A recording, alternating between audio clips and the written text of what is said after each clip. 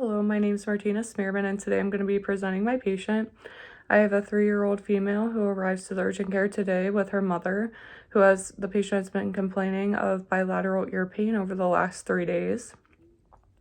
The patient states that the pain is worse on her left ear than her right, and the mom also confirms that she's been messing with the left ear and saying that it hurts. The patient is unable to tell me what kind of pain she is having, whether it's dull, sharp, aching, anything like that, but she does hold her ear and say this one hurts more, and that was the left ear. The patient was given the Wongs-Baker Faces scale to check the severity of her pain, which was pointed at a 4 out of 10. The mother states that she's also been complaining of some throat pain. The patient herself does report that when asked, that her throat has been sore. She has the mom says she's had some mild drainage down it that she's noted, but has not had any stuffy nose, congestion, fevers, chills, or shortness of breath.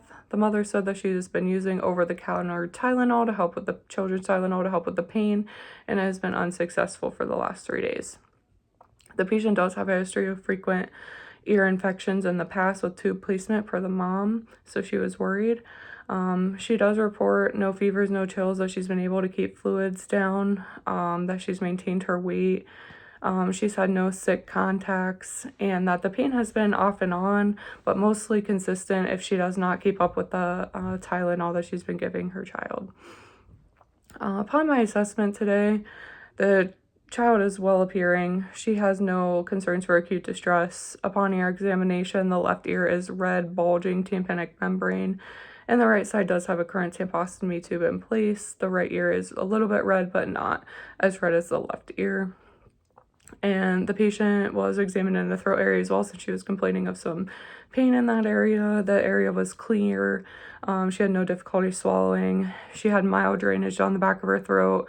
And it was a little bit red in color. We did a set of vital signs today. She was afebrile at 98.8, respirations 20, pulse ox was 99% on room air, and we did not get a blood pressure due to the patient's age.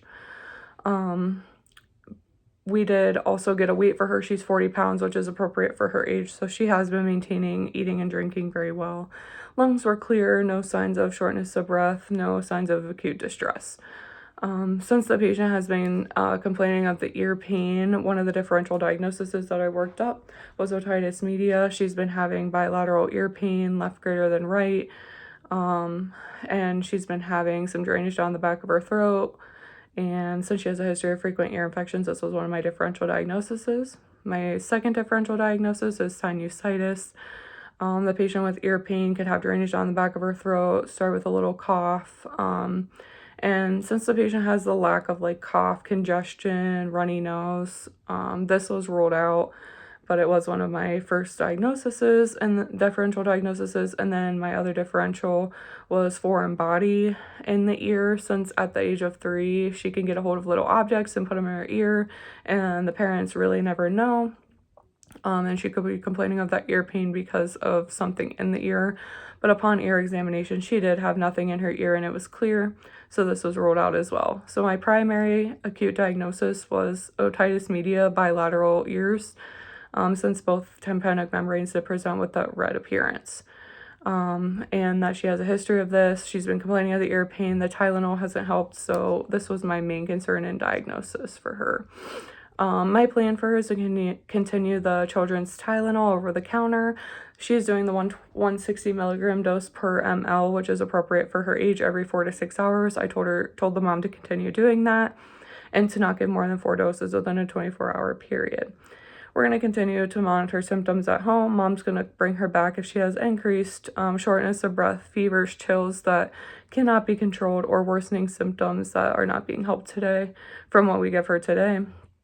And to call the urgent care with any questions or concerns regarding treatment plan or any new symptoms that she may develop. We're going to allow her to rest and hydrate, increase fluids, make sure she maintains that and keeps it down. And then we're going to send her home with a prescription today of amoxicillin, the 125 milligram per 1 ml dose oral solution. And she's going to do this 3 times a day for 7 days. The patient was given this prescription and is to pick it up at the pharmacy with no further questions today. Thank you.